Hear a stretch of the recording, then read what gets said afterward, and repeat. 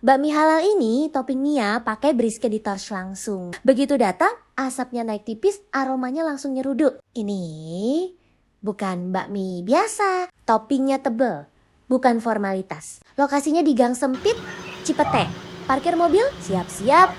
Mikir, harga mulai 39 ribuan. Mie kenyal, daging juicy, bumbunya cukup bold. Kalau cari bakmi halal unik di Jakarta Selatan, ini layak dicoba. Tapi datang lebih awal kalau nggak mau antre.